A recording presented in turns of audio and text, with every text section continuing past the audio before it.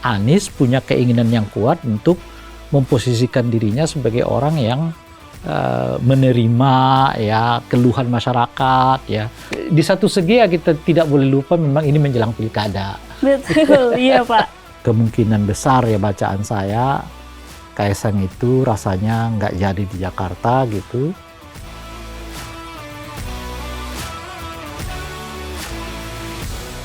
Halo Smart Viewers, selamat datang di Good Talk di Binus TV sebagai digital content creator kampus pertama di Indonesia. Menuju Pilkada 2024, ada sebuah peristiwa yang cukup menarik perhatian masyarakat, di mana mantan Gubernur DKI Jakarta Anies Baswedan saling sindir dengan pejabat Gubernur DKI Jakarta Heru Budi Hartono. Ada apa ya Smart Viewers? Sekarang kita sudah bersama dengan Ray Rangkuti selaku pengamat politik. Halo Pak Ray, apa kabar? Baik sejauh ini. Baik Pak. Pak Rangkuti, Anies Baswedan sempat melontarkan kritik terkait manfaat DKI Jakarta yang terpotong. Hal ini pun ditanggapi oleh Heru. Bagaimana tanggapan Bapak terhadap kritikan dari Anies Baswedan yang merupakan mantan Gubernur DKI Jakarta? Ya mungkin saat itu ada kan pertemuan antara Anies Baswedan dengan warga kan. Mungkin pada pertemuan itu ada yang mungkin ya mengeluhkan kenapa misalnya bantuan seperti KJP macam-macam itu tidak selancar dahulu mereka rasakan misalnya begitu. Iya. Yeah.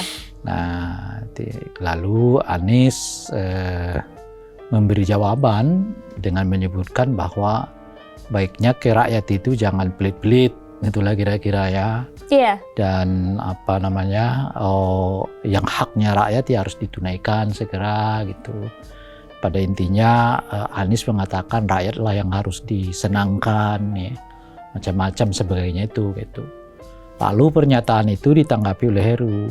Sebetulnya tidak ada yang berubah sama sekali kebijakan yang pernah ditetapkan oleh pemerintah sebelumnya sampai ke tangan beliau sebagai PJ gitu.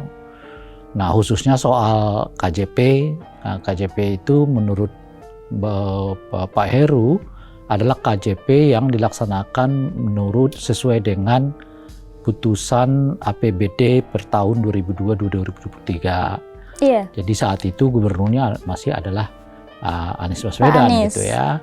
Nah tapi Pak Heru mengakui ada upaya untuk memperbaiki baik data ya dan sebagainya itu agar tepat sasaran istilahnya yang sering kita dengar tuh ya kan. Nah mungkin karena itulah orang yang sebelumnya mungkin menerima bisa saja di eranya Pak Heru ini tidak menerima lagi karena dianggap bukanlah orang yang tepat untuk menerima bantuan seperti KJP itu gitu. Nah lalu beliau mengatakan ya yang mau pilkada aja deh, tapi jangan main kambing hitam gitu. Iya.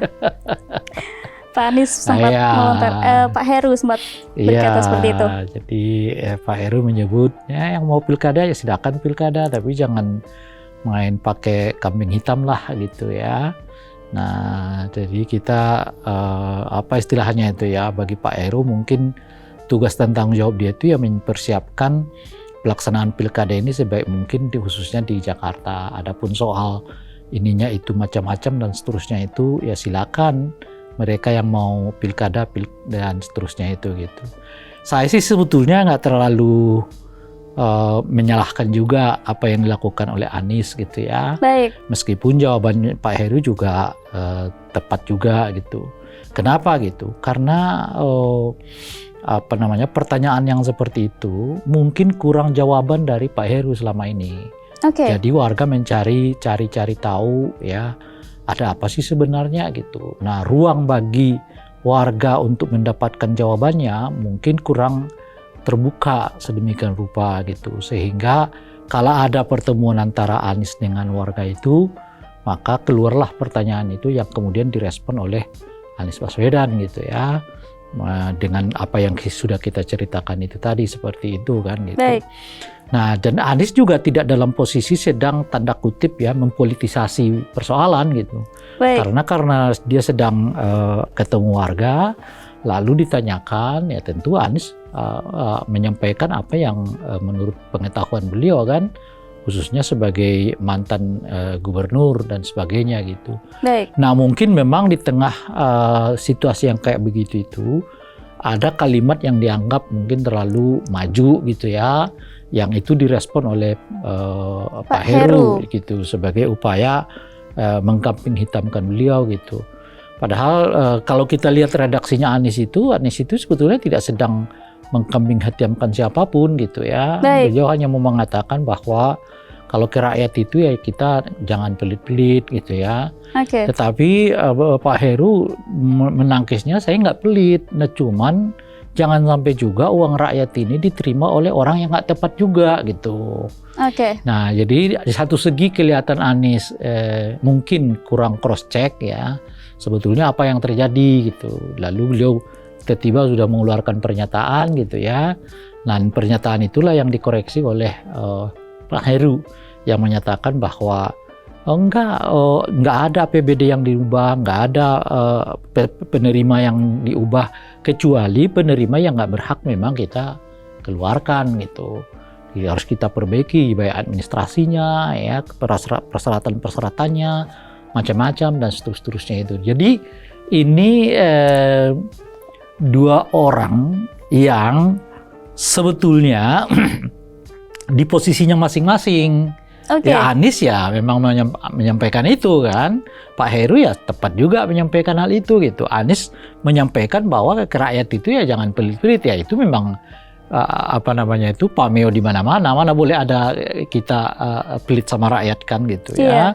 Nah tapi Pak Heru juga mengatakan ini bukan soal pelit atau tidak, ini soal perbaikan administrasi penerima bantuan-bantuan dari Pemda ini khususnya gitu. Jadi mereka berada dalam posisinya masing-masing dengan pernyataan masing-masing yang diungkapkan dari jarak yang berbeda gitu loh. Iya. Kan dengan posisi yang juga kurang lebih berbeda gitu. Betul. Nah dalam konteks seperti itu tentu Anies memperlihatkan memang semacam situasi yang terlihat lebih pro terhadap rakyat ya, macam-macam gitu. Nah itu yang direspon oleh Pak Heru. Ya kan, seperti yang kita sebutkan itu tadi kan, ya Anda boleh dong meraup suara, ya kan, Anda boleh mencari simpati masyarakat ya, tapi jangan karena itu Anda kambing hitamkan yang lain gitu. Padahal mungkin pada tingkat tertentu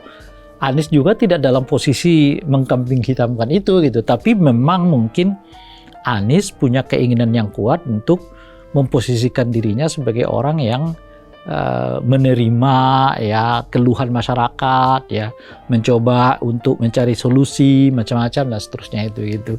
Ya di satu segi ya kita tidak boleh lupa memang ini menjelang pilkada. Betul, iya Pak. Berarti, jadi ya Pak. Gimana? Maaf Pak, jadi mungkinkah dugaan mengkambing hitamkan ini bisa jadi masuk ke strategi kalau dari yang sudah Bapak jelaskan?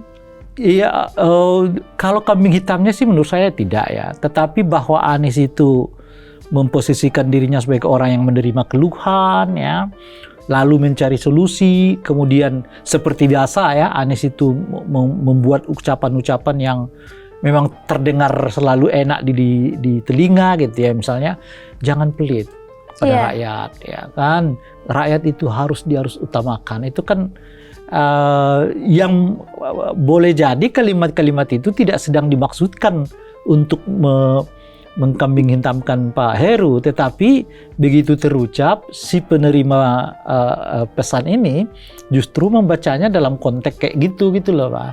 Oke. Nah ini soal cara baca gitu ya, soal sensitivitas gitu, dan soal soal ya kadang-kadang menjelang pilkada seperti ini juga ya unsur dan sensitivitasnya juga meningkat kan gitu. Iya Pak, wah.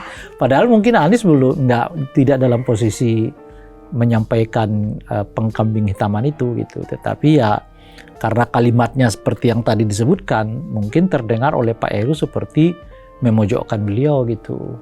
Baik. Kita juga saya sempat baca nih Pak, jubir dari Anies Baswedan menegaskan bahwa yang Anies katakan merupakan yang tadi sempat Bapak sebutkan, fakta keluhan dari masyarakat Jakarta itu sendiri. Ya. Dan ini kan Anies ini ibaratnya mulai mendekati kembali warga. Iya. Dengan mulai banyak keliling kan gitu, ke banyak tempat gitu, khususnya ke warga, ke lokasi-lokasi yang memang umumnya merupakan basis pemilihnya dahulu gitu kan. Dan kalau dilihat dari sini sih, boleh jadi ini bukan pertama dan terakhir. Bisa saja nanti juga akan ada lagi ungkapan, ucapan ya. Baik. Yang kurang lebih suasananya sama meskipun dengan tema berbeda gitu, objeknya berbeda gitu. Tetapi boleh jadi lagi-lagi nanti Anies akan mengungkapkan hal yang sama, apalagi mungkin dengan menyebut-nyebut bahwa situasi ini nggak terjadi di zamannya dia gitu. Jadi saya kira tinggal nunggu waktu tuh, di mana nanti Anies mungkin akan mereview apa yang menjadi keunggulan-keunggulannya waktu dia di dalam pilkada gitu ya, yang boleh jadi situasi itu terasa agak menurun sekarang ini gitu loh. Oke. Nah mungkin yang perlu disampaikan itu ya Pak Heru jangan juga terlalu sensitif, ya kan, kalau menyampaikan itu. Bagus sebetulnya sikap Pak Heru itu udah bagus. Bagus itu apa gitu? Oh saya menjelaskannya. Oh nggak ada budget yang dipotong ya kan, yang ada itu cuma pengadministrasiannya dibuat lebih baik agar mereka yang tidak berhak ya tidak menerima ya bantuan-bantuan Pemda gitu. Nah cuman kalimat yang sesudahnya ini, kalau mau jadi ikut pilkada yang jangan kambing hitamkan kita dong, nah itu dia tuh. Nah benar. Menurut saya ini nggak akan berhenti. Jadi karena seiring dengan makin tingginya intensitas Anies keliling Jakarta begitu ya, bertemu dengan warga, pastilah dia akan menerima juga keluhan-keluhan lain lagi begitu ya. Dan boleh jadi dia akan direspon dengan cara yang sama gitu. Nah tinggal menurut saya Pak Heru menunggunya nanti apa yang perlu dikoreksi, apa yang perlu diperbaiki dari pernyataan Anies Baswedan itu gitu loh. Baik. Nah jadi tapi kan kalau Pak Heru juga merasa tersinggung sih ya boleh-boleh aja, nggak ada masalah juga gitu. Baik Pak. Kalau selanjutnya kalau menurut Bapak bagaimana dinamika politik menjelang pilkada ini Pak? Nah kan ini kan udah mulai nih kan terasa gitu. Iya. Nah cuman karena Anies belum ada lawan tanding, memang ujung-ujungnya lawan tandingnya itu adalah Pak Heru gitu. Nah, tadi Anda menyebutkan apakah ini bagian dari strategi? Iya, saya katakan kan iya gitu. Karena Anies itu membutuhkan lawan tanding. Baik. Supaya terus dia menjadi bahan perbincangan, ya, menjadi bahan lirikan orang, ucapan-ucapannya didengar dan ditunggu orang gitu. Kalau nggak ada orang lawannya, jadi gimana dia mengungkapkannya kan? Iya. Bagaimana dia menyebutkan topik-topiknya? Nggak ada gitu. Makanya seperti yang saya sebutkan, seiring dia sering bekerja keliling belusukan macam-macam itu, maka dia akan sering juga mengungkapkannya yang karena yang ada masih Pak Heru lah semacam lawan tandingnya gitu. Tapi kalau misalnya nanti lawan tandingnya sudah ada, yang resmi mungkin dari partai. Nah, jadi Anies dengan Pak Heru itu mungkin akan sedikit menurun. Yang ada itu adalah Anies melawan dengan lawan yang baru, yang muncul ini dan sebagainya. Justru pada tingkat kalau udah begitu itu Pak Heru ya kadang-kadang akan dipuji gitulah ininya ya kan. Bisa oleh kompetitornya Anies yang muji-muji, bisa seini macam-macam. Nanti akan kita lihat dengan sendirinya gitu. Artinya intensitas hadap-hadapannya Bung Anies dengan Pak Heru akan berkurang seiring dengan munculnya lawan tanding yang sesungguhnya bagi Anies Baswedan dalam pilkada ini. Dan saya kira nggak akan lama lagi karena kita tahu sekarang Anies itu sudah mendapatkan 3 dukungan dari partai politik gitu ya. Yeah. Lalu kemungkinan besar ya bacaan saya Kaesang itu rasanya nggak jadi di Jakarta gitu. Nah, sehingga tinggal membutuhkan satu pasangan lagi gitu. Oke. Ya, baik. Kalau Kaisang gimana, Pak? Tingginya di mana dia? Kaisang ini sejauh ini kita lihat tingginya di Jawa Tengah ya. Oke. Jadi di Jakarta ya cuma 5%. Iya. Di Jawa Tengah dia lumayan ya, sudah hampir mencapai 30%. Nah, cuma menurut saya perlu keputusan cepat bagi Kaisang juga untuk memutuskan apakah akan berlaga di Jawa Tengah atau tidak. Sebab kalau tidak, pesaing-pesaingnya juga waktu demi waktu juga meningkat terus elektabilitasnya juga di Jawa Tengah itu gitu. Nah, sehingga kalau dia terlambat, dia punya potensi juga loh, nggak terlalu banyak mendapatkan dukungan partai politik gitu. Oke.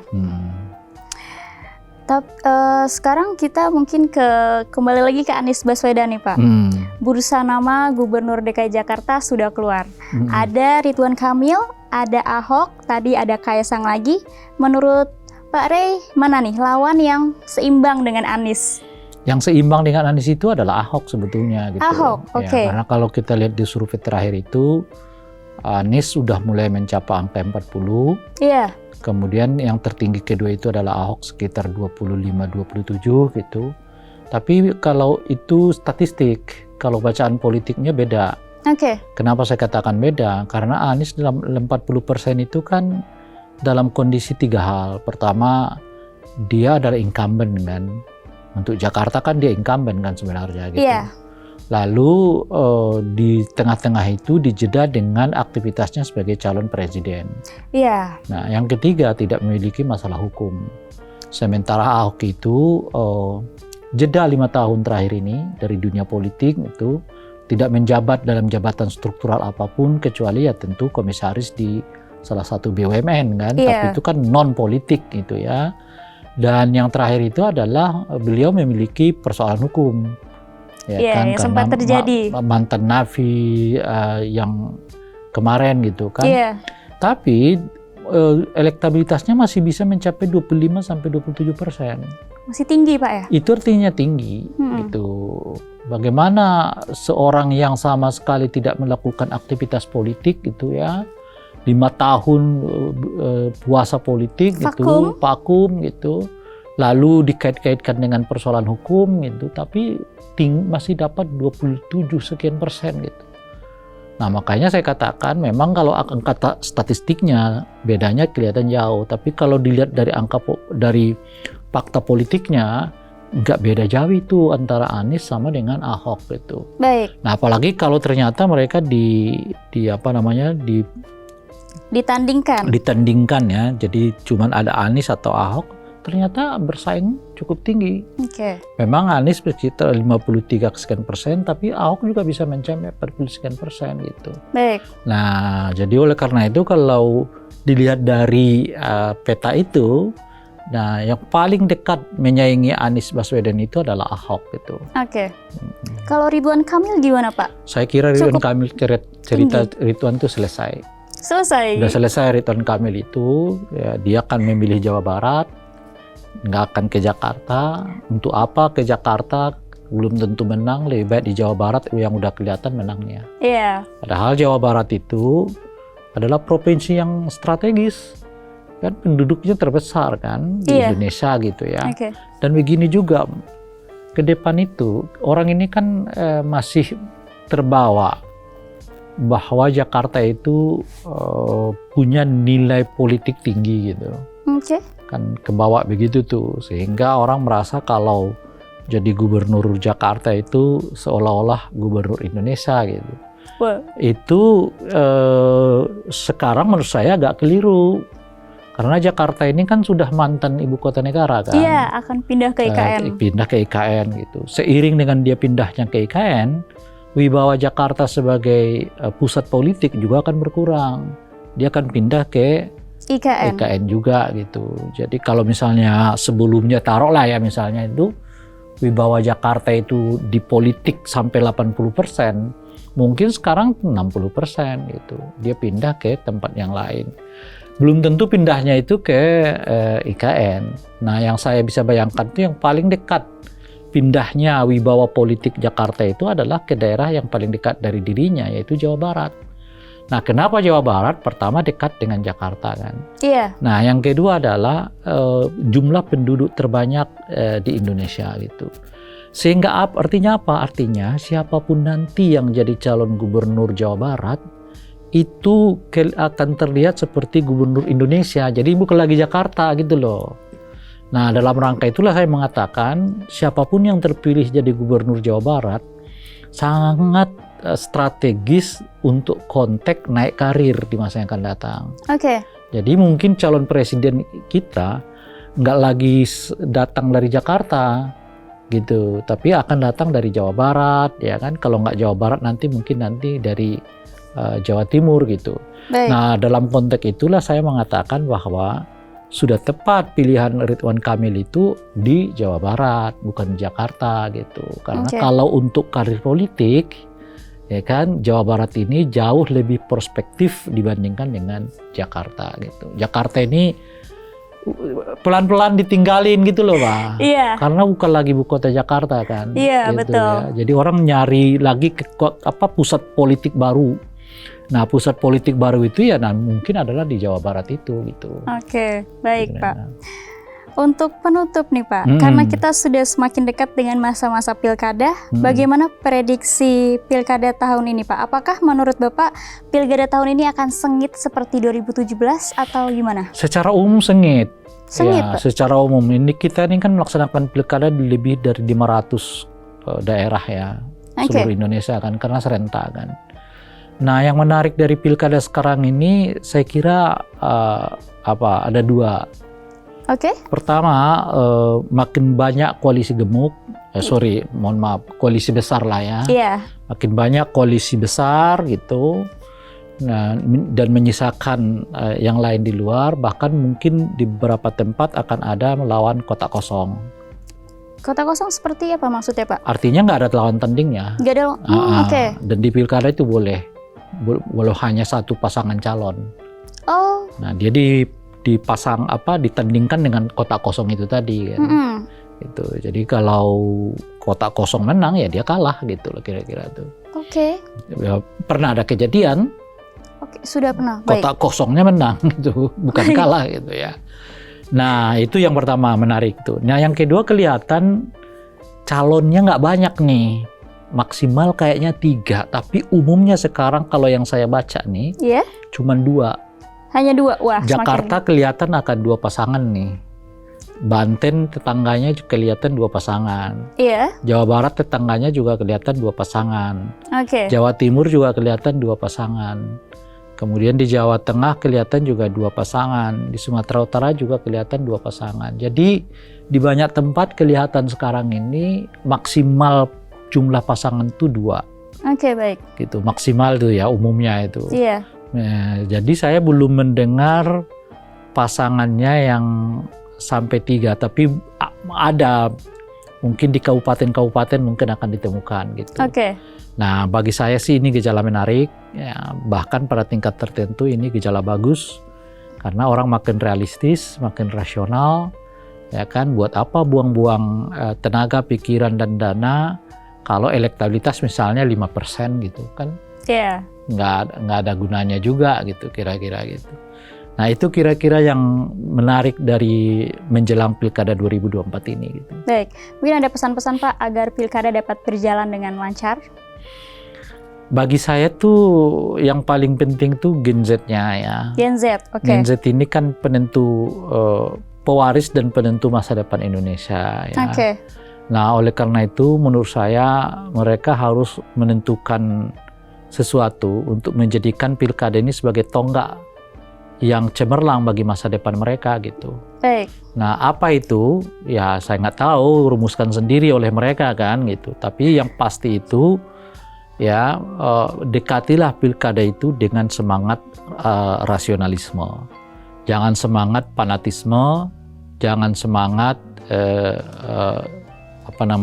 duitisme gitu ya. Oke. Iya kan? Dan juga jangan anggap main-main. Betul. Jadi orang hanya cuman populer di TikTok yang ngajak ini ngajak itu, lalu Anda menjatuhkan pilihan. Oke. Perhatikan betul Karena sekali Anda keliru menentukan pimpinan untuk 5 tahun ke depan, nah itu berat bagi masa depan Anda sendiri gitu. Nah oleh karena itulah menurut saya Gen Z-nya sekarang yang harus betul-betul perhatikan, ya cermati, ya jangan terpesona pada tampilan depan layar, tampilan apa namanya, tampilan luar gitu ya, yang cuma di TikTok itu tidak. Oke. Ya, harus tapi, fokus visi misi. Meskipun visi misi itu ya belum tentu dilaksanakan gitu ya, tapi setidaknya kita mengikatkan diri dengan kandidat-kandidat itu melalui itu. Oke. Jadi harus rasional, itu yang saya sebutkan tadi itu, tidak boleh fanatisme dan tidak boleh duitisme gitu. Baik. Baik, terima kasih Pak Ray sudah ngobrol-ngobrol di Good Talk. Untuk Smart Viewers, kalau kalian masih punya pertanyaan, boleh tulis di kolom komentar. Dan terima kasih sudah menonton episode Good Talk kali ini. Jangan lupa untuk like, komen, dan juga subscribe YouTube channelnya BINUS TV. Bye-bye.